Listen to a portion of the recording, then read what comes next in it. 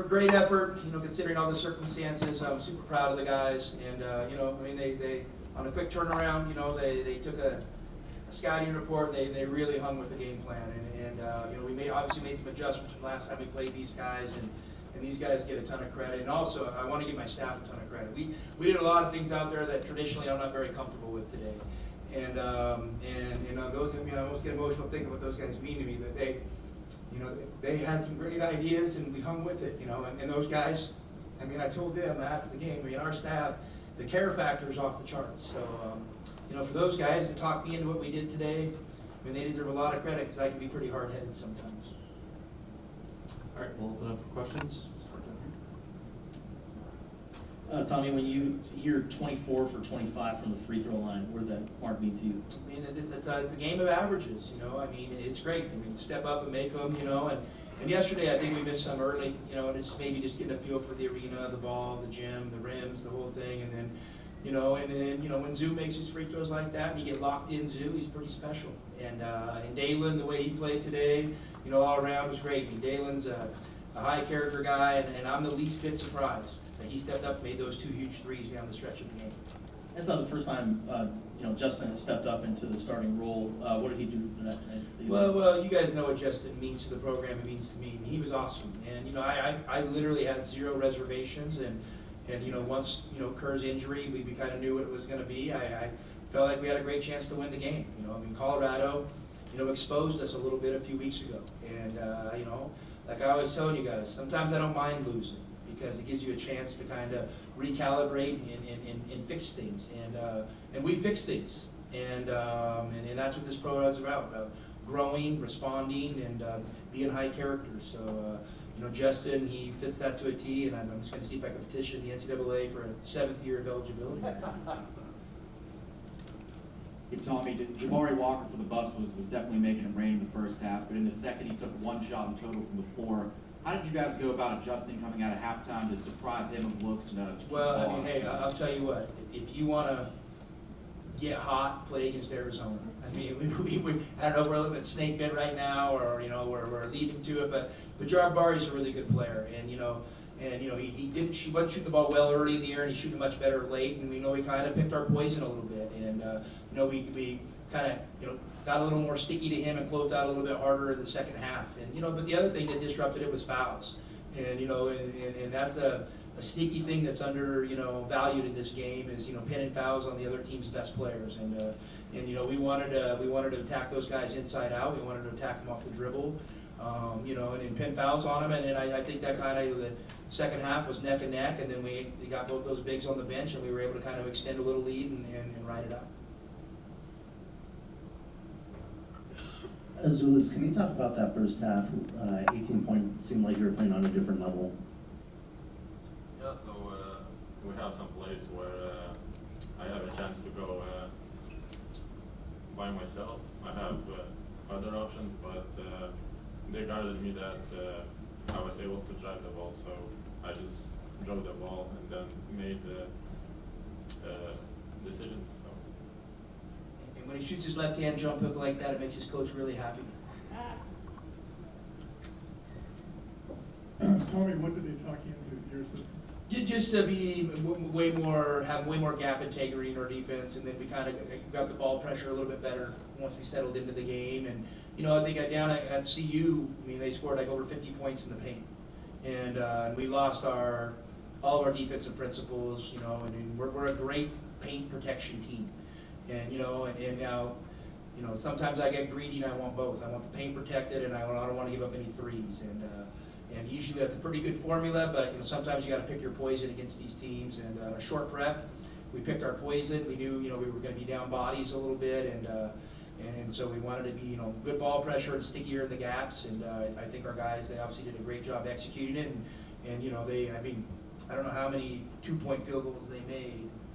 Looks like they made 8 2-point field goals in 40 minutes, and if my math's right, they were 8 for 30 from 2, which is, you got to make a lot of threes to overcome that. And then we did a great job not putting them on the foul line because they're shooting a lot of jump shots. So it was a winning formula. Yeah, Tommy, Azules is very understated. He's been that way all his career. Can you talk about him and what he's meant to this game on this stage? Well, Zoo's a special player, and you know he's you know what I love about him is he can take it to another level when needed.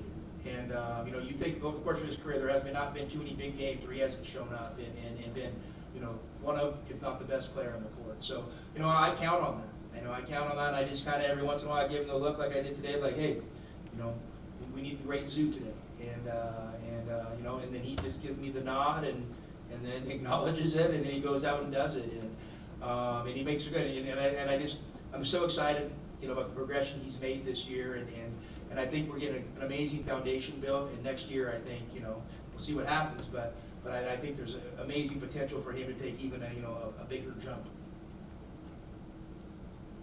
Umar provided a big boost in that second half and his energy. What did you think about his play?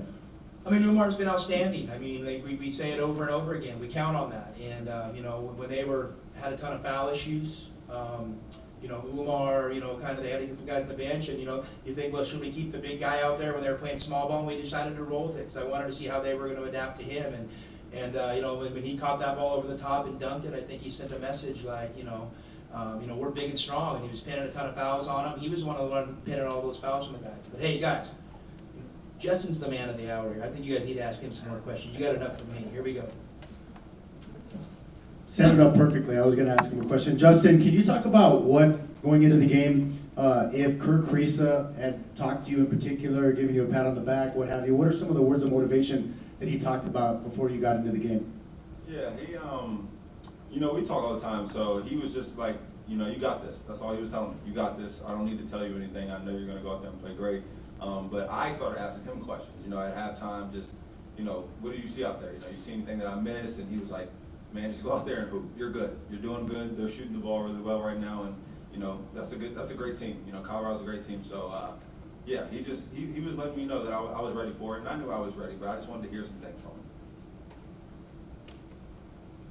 Justin, you seemed extra confident tonight, getting downhill into the lane early, especially out in transition, 6 for 6 from the line. Getting to start tonight, did you feel extra confident, and what about that role made you feel important? I knew I had to come out and do what I do for us to win, because the team, you know, I had to fill a spot with Kirk, and you know, these guys give me the most confidence in the world. So when I get confidence from them, that's all I need, you know. So I knew I had to come out here and just do what I need to do, not do anything extra, and make sure, you know, we come out and win. So that's what we did. 2 good guards tomorrow that you could possibly be facing, Boogie, Ellis, and Campbell. How do you go in terms of prep for that game?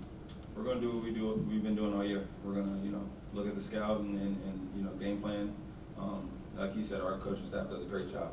So we're going to, you know, go back, you know, get rest, you know, look at the scouts and be ready for whoever. Justin, was coming here to Arizona kind of the chance to play point guard part of your decision, at least as a combo backup, whatever? And if so, how does it feel to kind of be thrown into this situation? Yeah, I would definitely say that just because I knew how, you know, how I would be coached, and this coaching staff does a great job, you know, making point guards, you know, kind of educating them on what you can do. You know, since I've met Coach, he's, you know, taught me, you know, how to read defenses and hit the roll guys and stay on 2 feet. And, you know, he's helped me so much for my game. So yes, I think that was a big part of it, and you know, we're continuing to go.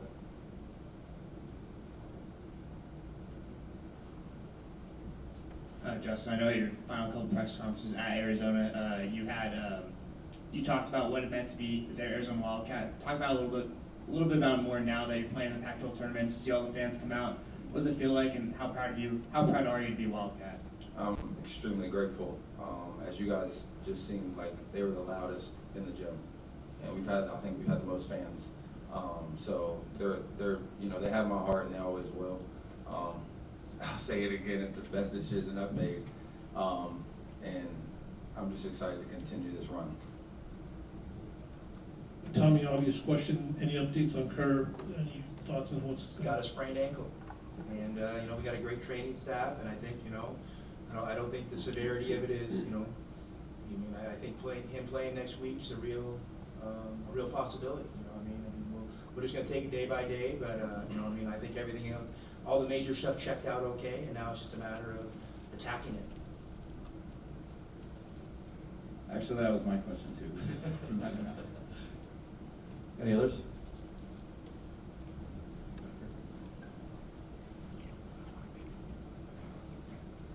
Coach Lloyd, Taylor Terry went 2 of 3 from 3 today, had 2 really big ones, especially that one late. I think put you guys up by 9 with like 3 seconds left in the shot clock. What was going through your head when you put up that 3? He's gonna make it. Love that kid. I mean, he's got confidence, he's got swag, you know, and just, I mean, he's a really, really good player, and his best days are ahead of him. And I'm glad he got that moment because, you know, he's put in a ton of time behind the scenes, and you know, he's believed in himself, and he's deserving of it. And he's, like I mentioned all you guys, he's super high character, and you know, I mean, I know he missed one in the corner against the zone at the other end of a shot clock. I thought that one was in too, so got a lot of belief in him. Actually, Tom, I was just wondering, did you know, you said you made some different things that the staff was, you know, you guys were talking about. Did that have anything to do with Justin changing the lineup, or was it more about what Colorado, like you said? With Well, I mean, most of it was based off last game, but I thought today, you know, you get Justin out there. Justin's a really good defender, and you know, I mean, he's really grown in his 1-for-1s, as him and I like to call him. So he did a great job there, and then I just also thought offensively, you know, that we're going to thought Justin's penetration could help us. You know, I mean, Kerr's obviously a good shooter and stuff like that, and Justin's a little bit more of a downhill guard, and I just thought he would be able to get down in the paint, make some plays, and you know, sometimes it just works out. All right, last one here in the front. I know you're talking about the adjustments of picking your poison defensively of what you guys wanted to do, but back-to-back games where the opposing team shot well from the three-point line, is that concerning at all heading into March? Or? Well, I mean, you know, it's just, you know, if they shoot well from 3 and you choke down the lane and you limit free throws, it's a formula. I mean, they're going to score. You don't pitch shutouts in basketball. So sometimes you got to make decisions. You know, I mean, and tomorrow, you know, depending on who we play, we might come out with a different plan. I mean, today we felt like this was the best plan for us based on, you know, playing these guys recently and then watching them play. And luckily it worked out. I tell you what, it took some courage to stick with it, because, you know, when they make 4 threes again before the first media timeout, you're like, oh, here we go again, you know, and you just got to hang with it sometimes and believe in the plan, and then the players, you know, they tightened it up and executed it a little bit better, and it ended up working. Okay, great. Thank you, Coach. Thank you, guys. Thank you, guys.